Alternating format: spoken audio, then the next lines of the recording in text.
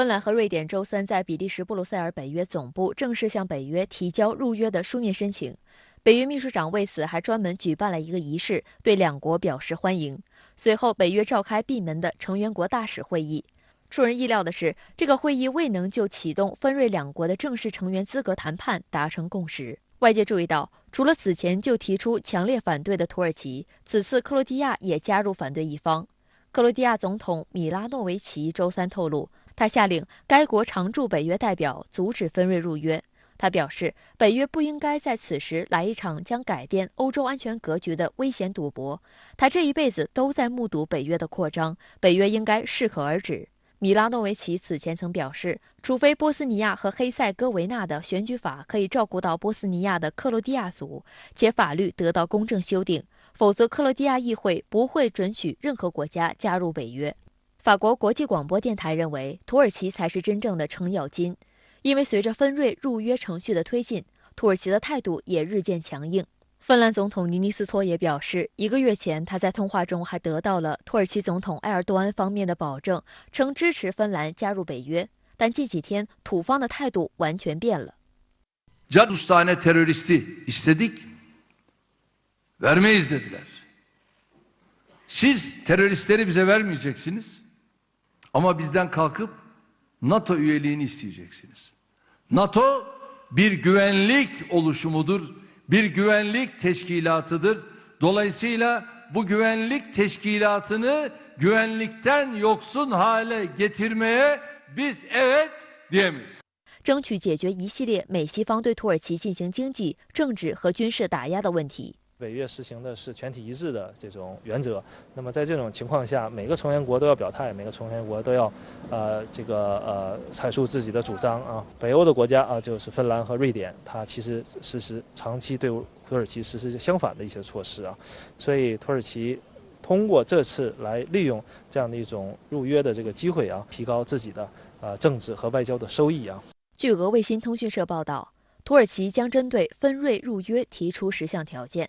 彭博社援引3位土耳其政府匿名官员的话称，除了要求芬瑞公开谴责反土耳其政府的巨轮运动，由于向俄罗斯购买 S-400而招致美西方一系列制裁必须终结，包括欧盟对土耳其的武器出口限制，美方将土方踢出 F-35战机项目且拒不退款。此外，土方还希望购买几十架美国产 F-16战机，并对现有机型进行升级。美国国务卿布林肯周三在华盛顿与土耳其外长恰武什奥卢会晤。恰武什奥卢透露，会谈十分正面。布林肯已经向他保证，华盛顿将传递必要的讯息，以解决土耳其的担忧。周三的大使会议没能达成有效成果之后，北约秘书长斯托尔滕贝格做出妥协。他声称，土耳其提出的这些问题都可以得到解决。为了实现快速入约的目标，芬兰总统尼尼斯托和瑞典首相安德松周四将访问美国。华盛顿邮报指出，芬瑞两国此举打破了数十年来北欧的外交和防务格局，放弃了军事中立。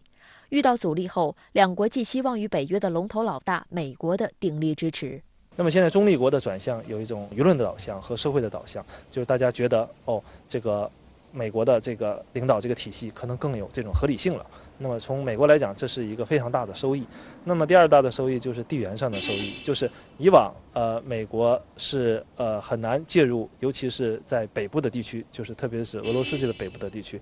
但是瑞典和这个芬兰有个特殊的，这个就是离北极很近啊，几乎就是本身有在本极圈里的领土。对于北约来讲，它能够进一步向俄罗斯施压这个方向，它其实是有很大的这个推进的作用的。美国总统拜登当地时间周三发声明，对芬兰和瑞典申请加入北约表示大力支持，称这是一次历史性申请。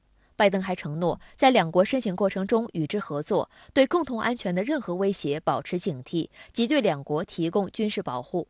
That both the leader of Finland and Sweden are coming to see me on Thursday. I think we're going to be okay. 有记者问及是否有信心说服土耳其放弃阻挠芬兰和瑞典加入北约。拜登表示问题不大。法国国际广播电台提出一个问题：为什么芬兰和瑞典可以加入北约，但乌克兰却不行？虽然与法国和德国的强烈反对有关，但美国在乌克兰入约问题上的态度也是不冷不热。分析认为，自2014年以来，俄乌冲突一直没有消停，北约对乌克兰的大门看起来半掩半开。但实际上，乌克兰是无法敲开这扇门的，因为一旦北约接纳乌克兰，就意味着向俄罗斯宣战。而芬瑞目前与俄方处于和平状态，却意外利用原本为乌克兰设定的快速入约程序叩门，北约则立即开门。而此前加入的东欧国家军事力量较弱，芬瑞则不同，或许还将产生示范效应，吸引更多国家申请入约。乌克兰现在还处于战事嘛，它不是一个和平的一个状态啊。它在做这样的一些入约的这些事情的话，其实相当于激化了这种战事，也更激化了俄罗斯和美西方的这种矛盾啊。现在这种状况其实既是实质上的形成了实质上的这种对抗，但是在形式上来讲，双方也没有完全的我们说这个撕破脸去直接的对抗。